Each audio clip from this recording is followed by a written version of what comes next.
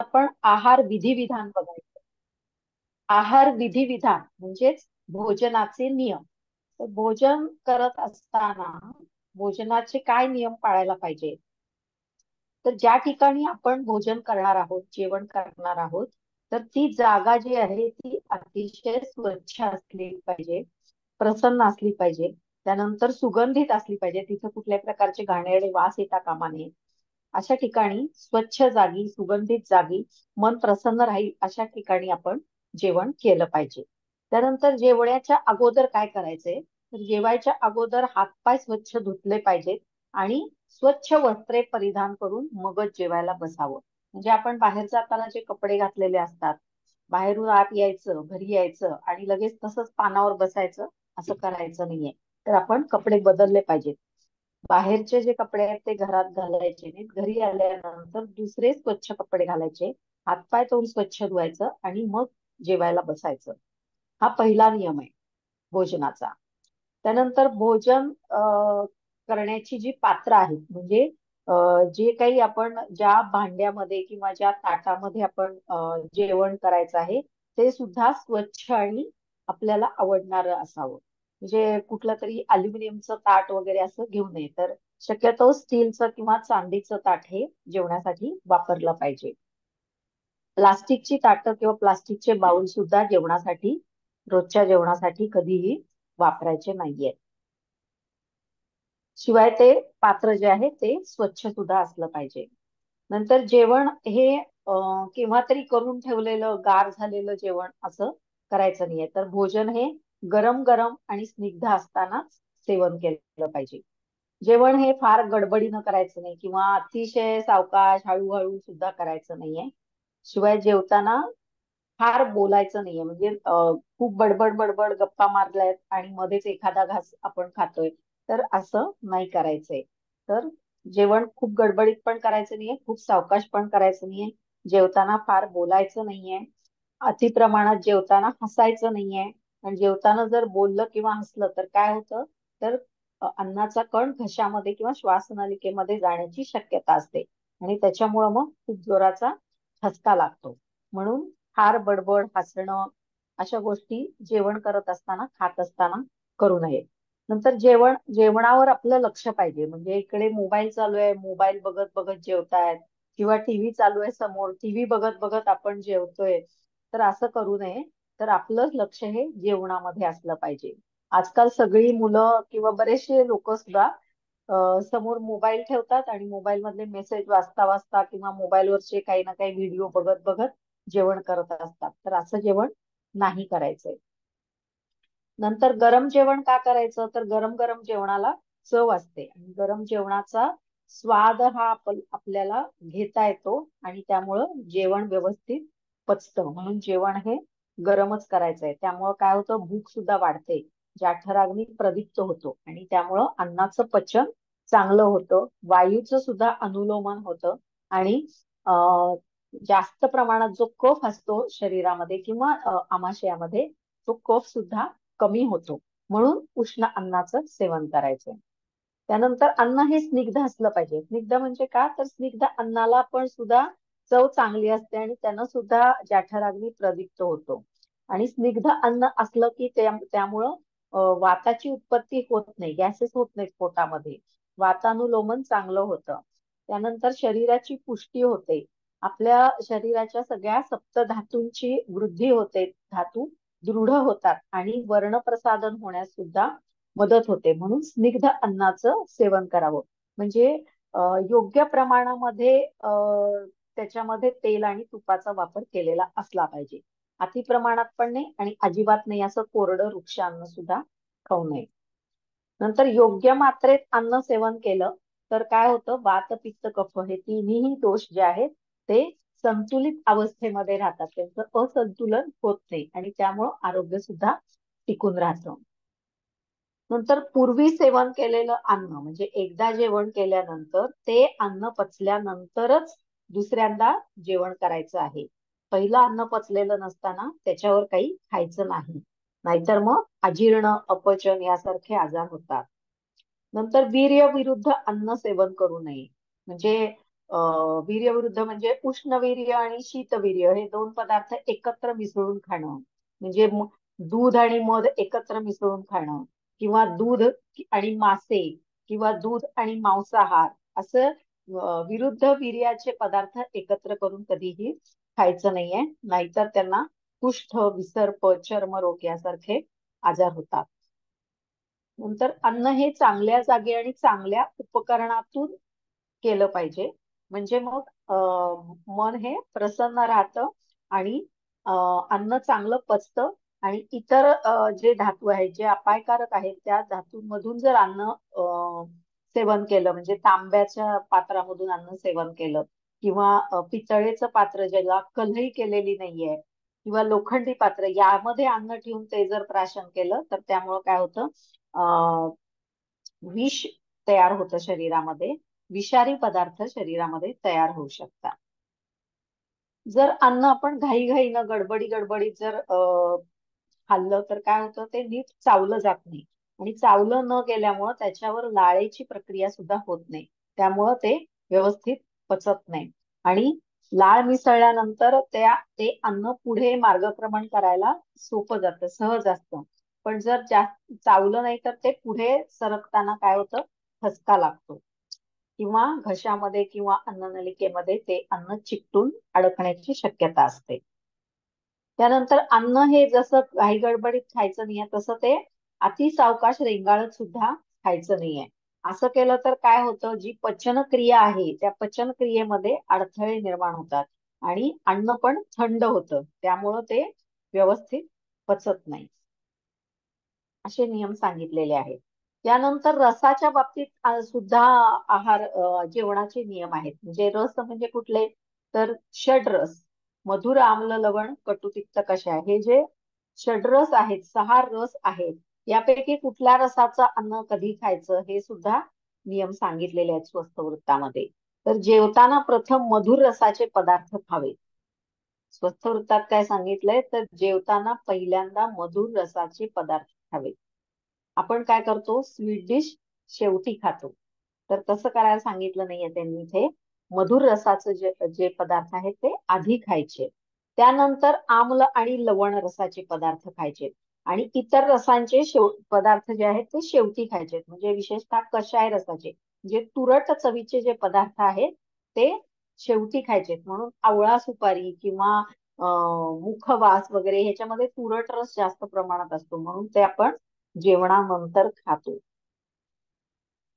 मात्र आता आवळा हा तुरट असतो, जरी कषाय रस जेवणाच्या शेवटी सांगितला असला तरी आवळा जो आहे तो मात्र कधीही खाल्ला तरी चालतो. आणि जेवण हे षड्रसात्मक असलं पाहिजे, सगळ्या रसांचा त्यामध्ये समावेश असला पाहिजे. त्यानंतर आहाराच्या बाबतीत पथ्यकर आहार आणि अपथ्यकर आहार असे 2 प्रकारचे आहार सांगितलेले आहेत. आता जो आहार शरीराच्या आरोग्य टिकवण्यासाठी जो आहार योग्य असतो त्याला पथ्यकर आहार म्हणतात, आणि आरोग्य बिघडवणारा जो आहार असतो की ज्याच्यामुळे आरोग्य टिकून राहत नाही, किंवा दोषांचं धातूंचं साम्य टिकून न राहता त्यांचं असंतुलन होतं, तर अशा प्रकारच्या आहाराला अपथ्यकर असं म्हटलं जातं. पथ्ये सती पथ्ये असती गदार्थस्य किम औषध निषेवणैः, पथ्ये सती गदार्थस्य किम औषध निषेवणैः, असं एका वैद्याने सांगितलेलं आहे. की त्याचा अर्थ काय, की एखाद्या व्यक्तीने व्यवस्थित पथ्य पाळले तर औषधाची काय गरज आहे.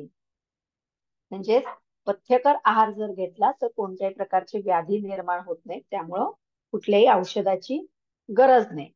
याउलट कितीही उत्तम दर्जाचे औषध दिले पण संबंधित व्यक्तीने जर पथ्यच पाळलं नाही तर त्या औषधाचा काय उपयोग आहे. म्हणजे पथ्यकर आहार घेणं हे सगळ्यात महत्वाचं आहे. पथ्यकर आहार घेतला तर औषधाची गरजच पडणार नाही, आणि जर अपथ्यकर आहार घेतला तर कितीही औषधं दिली तरी त्याचा उपयोग होणार नाही. तर यामध्ये आता आपले जे आयुर्वेदिक संहिता ग्रंथ आहेत त्यामध्ये सगळ्या प्रकारचं पथ्यकर आणि अपथ्यकर आहार हा सांगितलेला आहे. उदाहरणार्थ शिंबी धान्य म्हणजे सगळी कडधान्य आणि धान्य. तर याच्यामध्ये पथ्यकर काय आहे, तर मूग हे पथ्यकर आहेत, उडीद हे अपथ्यकर आहे. आता लवण, लवण म्हणजे मीठ. मिठामध्ये सैंधव हे पथ्यकर आहे आणि आपलं जे समुद्र मीठ असतं ते अपथ्यकर आहे. घृतामध्ये गाईचं तूप हे पथ्यकर आहे, मेंढीचं तूप हे अपथ्यकर आहे. नंतर आपण जे तेल वापरतो त्या तेलामध्ये तिळाचं तेल हे पथ्यकर सांगितलंय आणि करडईचं तेल जे आहे ते अपथ्यकर सांगितलेलं आहे. कंद वर्गामध्ये आलं पथ्यकर आहे, बटाटा अपथ्यकर आहे. फळामध्ये मनुका पथ्यकर आहे, निकुज अपथ्यकर आहे. नंतर उसापासून जी आपल्याला साखर मिळते त्यामध्ये साखर किंवा शर्करा, आता इथं मिश्री साखर असा याचा अर्थ आहे, आपली नेहमीची साखर रिफाईंड साखर नव्हे. तर जी मिश्री म्हणजे खडी साखर जी असते ती पथ्यकर आहे. आणि काकवी जी आहे, काकवी, ती काकवी मात्र अपथ्यकर अशी सांगितलेली आहे. याशिवाय प्रत्येक व्याधीमध्ये पथ्यकर आणि अपथ्यकर आहार असतो. म्हणजे आता एक उदाहरण सांगायचं झालं तर एखाद्याला जर आम्लपित्ताचा त्रास असेल तर या रुग्णानं पित्त प्रकोपक आहार विहार हा टाळला पाहिजे. जसं की हिरवी मिरची, चटणी, लोणचं, मसालेदार पदार्थ, त्यानंतर चहा, दारू, तंबाखू यासारखे जे पदार्थ आहेत हे आम्लपित्त असणाऱ्या माणसाला अपथ्यकर आहे. त्याच्या उलट मग अशा माणसाला पथ्यकर काय आहे, तर अशा माणसाला मूग पथ्यकर आहे, तांदूळ पथ्यकर आहे, गाईचं तूप पथ्यकर आहे, फळं पथ्यकर आहे, ताक पथ्यकर आहे, दूध पथ्यकर आहे. तर अशा प्रकारे प्रत्येक आजारामध्ये पथ्यकर आणि अपथ्यकर असं असे आहार असतात. तर हे झाले एक जेवणाचे किंवा भोजनाचे जे एक सर्वसामान्य असे नियम झाले. आता आहाराची मात्रा कशी असायला पाहिजे. आहाराची मात्रा जर खूपच कमी असेल तर त्यामुळं माणसाचं बल हे कमी होत जाईल आणि धातुक्षय होईल. आणि जर जास्त प्रमाणात जर असेल आहाराची मात्रा तर मात्र त्याला मेदोवृद्धी होऊन स्थूलता येऊ शकते. म्हणून काय आहे, तर अन्न कसं खायचंय, तर अन्नाचा अर्धा भाग जो आहे, पोटाचा अर्धा भाग जो आहे तो घन द्रव्यांनी, घन पदार्थांनी भरायचा आहे आणि 1/4 भाग हा द्रव पदार्थ आणि 1/4 भाग हा वायूच्या संचरणासाठी रिकामा ठेवायला सांगितलेला आहे. तर हे झालं आहाराच्या मात्रेबद्दल. तर आयुर्वेदामध्ये स्वस्थवृत्तात अष्टौ आहार विधी विशेषायतन सांगितलेलं आहे. अष्टौ आहार विधी विशेषातयन म्हणजे काय, तर 8 मुद्दे सांगितलेले आहेत की ज्याला अनुसरून जेवण केलं पाहिजे. तर हे 8 मुद्दे कुठले आहेत, तर प्रकृती, करण, संयोग, राशी, देश, काल, उपयोग संस्था, उपयोक्ता, असे 8 गोष्टी ज्या आहेत याला आहार, अष्टौ आहार विधी विशेषायतन असं म्हटलेलं आहे. तर त्याप्रमाणे आपण आहार घेतला पाहिजे. आता प्रकृती म्हणजे आपली स्वतःची प्रकृती नव्हे, तर त्या आहारीय द्रव्याची प्रकृती, ज्या आपण जे खाणार आहोत त्या पदार्थाची प्रकृती, म्हणजे ते उष्णवीर्य आहे का शीतवीर्य आहे याचा विचार करून त्या पदार्थाचा रस, वीर्य, विपाक याच्या ही त्याची प्रकृती आहे, तर त्याचा विचार करून ते खाल्लं पाहिजे. किंवा गुरु लघु, जे जड आहे, पचायला जड आहे त्याला गुरु म्हणतात, जे पचायला हलकं आहे त्याला लघु म्हणतात. तर जर आपल्याला भूक कमी असेल तर पचायला लघु असणारे, हलके असणारे पदार्थ खायला पाहिजे. जर भूक जास्त आहे, हेमंत ऋतू आहे, थंडी खूप आहे, तर अशा वेळी गुरु आहार द्रव्य ही घेतली पाहिजेत. त्यानंतर उन्हाळ्यामध्ये शीतवीर्य पदार्थ घेतले पाहिजेत. थंडीच्या दिवसात उष्णवीर्य पदार्थ घेतले पाहिजेत. म्हणजे प्रकृती म्हणजे आहारीय द्रव्याची प्रकृती याचा विचार करून आपण अन्न सेवन केलं पाहिजे. नंतर करण म्हणजे काय, तर संस्कार. म्हणजे आपण जे पदार्थ आणतो ते पदार्थ आधी साफ करायचे, निवडायचे, त्याच्यानंतर ते भिजवायचे, नंतर शिजवायचे किंवा तळायचे किंवा भाजायचे.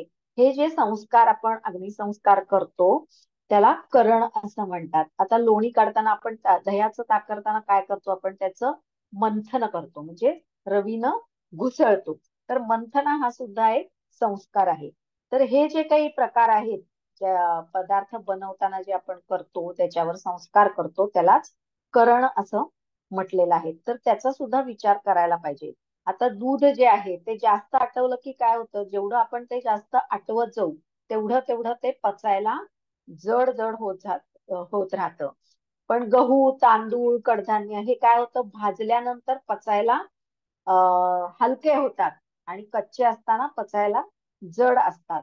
तर मग आपल्याला काय आवश्यक आहे, आपली भूक किती आहे, ऋतू कोणता आहे, हे बघून त्याप्रमाणे मग त्या अन्नपदार्थावर किंवा द्रव्यावर संस्कार करून मग ते सेवन करायचं आहे. त्यानंतर संयोग. संयोग म्हणजे काय, तर दोन किंवा दोनापेक्षा अधिक द्रव्य एकत्र मिसळणे याला संयोग म्हणतात. आणि संयोग जेव्हा आपण करतो, दोन पदार्थ किंवा दोन किंवा तीन पदार्थ किंवा अनेक पदार्थ ज्यावेळी आपण एकत्र मिसळतो, त्यावेळी त्याचा गुण जो आहे, तयार होणाऱ्या पदार्थाचा जो गुण आहे तो त्यातल्या द्रव्यांचाच गुण असेल असं नाही. तर तर त्याला काय उदाहरण जर द्यायचं झालं तर पुरणपोळी. आता पुरणपोळी जी आहे ती आपण तुपाबरोबर खाल्ली तर चांगली पचते. कारण का, तर हरभऱ्याच्या डाळीचं पुरण बनतं आणि हरभऱ्याची डाळ ही अतिशय वृक्ष असते. त्यामुळं ती जर तुपाबरोबर नाही खाल्ली तर त्यानं वातदोषाची वृद्धी होते. म्हणून पुरणपोळी ही तुपाबरोबर किंवा दुधाबरोबर खायला सांगितलेली आहे. तर अशा प्रकारे वेगवेगळ्या पदार्थांचा संयोग हा आपल्याला ते पदार्थ चांगले पचावेत यासाठी आपण करत असतो. नंतर राशी. राशी म्हणजे काय, तर मात्रा. सर्व ग्रह आणि परिग्रह असे याचे दोन प्रकार आहेत. आता सर्वग्रह म्हणजे संपूर्ण आहाराचा एकत्रित विचार करून ठरवलेली मात्रा. आणि परिग्रह म्हणजे काय, तर भोजनातल्या विशिष्ट घटकाची मात्रा. म्हणजे संपूर्ण आहाराची मात्रा म्हणजे काय, ते आता आपण बघितलं की जेवणाचा अर्धा भाग जो आहे तो पोटाचा अर्धा भाग जो आहे तो घन पदार्थांनी भरायचा आहे. त्यानंतर पोटाचा 1/4 भाग हा द्रव पदार्थांनी भरायचा आहे आणि उरलेला 1/4 भाग हा वायूच्या संचरणासाठी रिकामा सोडायचा आहे. आणि परिग्रह म्हणजे वेगवेगळ्या घटकांची मात्रा. मग आपण आता जेवणात काय काय खातो, लोणचं खातो, चटणी खातो, भाजी खातो, कोशिंबीर खातो, भाकरी खातो आणि भात खातो. मग आता चटणी ही थोडीशीच खायची असती, भाजी भरपूर खायची असती. जर भाजीच्या प्रमाणात आपण चटणी खाल्ली तर काय होईल, आम्लपित्त होईल. किंवा भाजीच्या प्रमाणात, जेवढ्या प्रमाणात भाजी खायला पाहिजे तेवढ्या प्रमाणात भाजी न खाता नुसताच भात खाल्ला तर काय होईल, तर भाज्यांमधून मिळणारे जे विटॅमिन्स आणि मिनरल्स आहेत ते आपल्याला कमी पडतील आणि त्याच्यामुळं अनेक प्रकारचे आजार निर्माण होतील. म्हणून कोणता पदार्थ किती खायचा हे आपण ठरवलं पाहिजे. ते त्या त्या योग्य मात्रेतच खाल्लं पाहिजे. गोड पदार्थ हे अति प्रमाणात नाही खायचे आहेत, ते सुद्धा थोड्याच प्रमाणामध्ये खायला पाहिजेत. किंवा तळलेले पदार्थ हे थोडेच खाल्ले पाहिजे. तर योग्य मात्रेतच सगळे घटक हे पोटात गेले पाहिजे. त्यानंतर देश. देश म्हणजे काय, तर आपण कुठे राहतोय ते नाही, तर आपण ज्या देशात राहतोय त्या देशामध्ये जे अन्न तयार होतं किंवा जे पीक उगवतं ते आपल्यासाठी सगळ्यात उत्तम असतं. म्हणून आपल्या देशामध्ये आपण जेथे राहतोय त्या भागात जे पदार्थ पिकतात तेच आपण खावेत. नाहीतर उगीच ड्रॅगन फ्रूट खा, किवी खा असं केलं तर त्याचा काही शरीराला उपयोग होणार नाही, उलट त्यानं अपाय होईल. आपण महाराष्ट्रात राहतोय तर महाराष्ट्रात उगवणारे जे कुठले पदार्थ असतील, म्हणजे मग आवळा आहे, पेरू आहे, बोरं आहे, पपई आहे, तर हे जे पदार्थ आपल्या आपल्या भागात पिकणारे जे आहेत ते आपल्याला चांगले पचतात आणि त्याचे सर्व गुणधर्म आपल्या शरीराला हे पथ्यकर असतात. आता तांदूळ. तांदूळ महाराष्ट्रात पिकणारा तांदूळच आपण खाल्ला पाहिजे. केरळमध्ये पिकणारा तांदूळ किंवा पंजाबमध्ये पिकलेला गहू तो आपल्याला सात्म्य होणार नाही. म्हणून जिथं आपण राहतो तिथं पिकणारच धान्य किंवा भाजीपाला, फळ सगळं आपण खाल्लं पाहिजे. म्हणून याला म्हणतात देशसात्म्य. त्यानंतर कालामध्ये नित्यग आणि अवस्थित असे याचे दोन प्रकार आहेत. नित्यग म्हणजे क्षण, म्हणजे नित्यग म्हणजे क्षण, तास, ऋतू हा काळ झाला. आणि प्रत्येक ऋतूमध्ये त्या त्या ऋतूला योग्य असा आहार आपण घेतला पाहिजे. आता ऋतुचर्येमध्ये आपण बघितलंय की कोणत्या ऋतूत कसा आहार घ्यायचा, कोणते पदार्थ खायचे. तर त्या त्या ऋतुचर्येप्रमाणे त्या त्या ऋतूला अनुसरून आपण आहार घेतला पाहिजे. त्यामुळं काय होतं, अग्नी हा प्रदीप्त राहतो आणि आजार होत नाही. हे झालं नित्य काळ. त्यानंतर अवस्थिक काळ. अवस्थिक काळ म्हणजे काय, तर काळाची अवस्था म्हणजे वय, त्या त्या अवस्थेचा, व्याधी आणि वय इत्यादीचा विचार करून सेवन केलेला आहार. म्हणजे उदाहरणार्थ ताप आलेला आहे, तर ताप आलेला असताना पचायला जड असा असे पदार्थ खाऊन चालेल का? नाही. उलट त्याच्यामध्ये ज्वरामध्ये लंघन केलं पाहिजे. नंतर एखादी जर गर्भिणी स्त्री असेल तर तिला थोडासा नेहमीपेक्षा जास्त आहार घेणं आवश्यक आहे. आता वृद्धावस्थेतले जे लोक आहेत, तर वृद्धावस्थेमध्ये जीवनीय आणि बृंहणीय द्रव्य म्हणजे पचायला हलकं पण शरीराचं चांगलं पोषण करणारी अशी द्रव्य ही वृद्धावस्थेमध्ये घेतली पाहिजेत. तर अशा प्रकारे काळाचा विचार करून आपण आहार घ्यायचा आहे. त्यानंतर उपयोग संस्था. उपयोग संस्था म्हणजेच आहार विधिविधानात सांगितलेल्या सर्व नियमांचा काटेकोरपणे अवलंब करून मग आहार सेवन करणं. म्हणजे आता मी याच्या आधी तुम्हाला सांगितलं की भोजनाचे नियम काय आहेत, जेवणाचे नियम काय आहेत. तर त्या नियमांना अनुसरून, त्या नियमांना ते नियम पाळून मगच आपण अन्नप्राशन केलं पाहिजे. नंतर उपयोक्ता. उपयोक्ता म्हणजे काय, तर भोजन करणारी व्यक्ती म्हणजे आपण.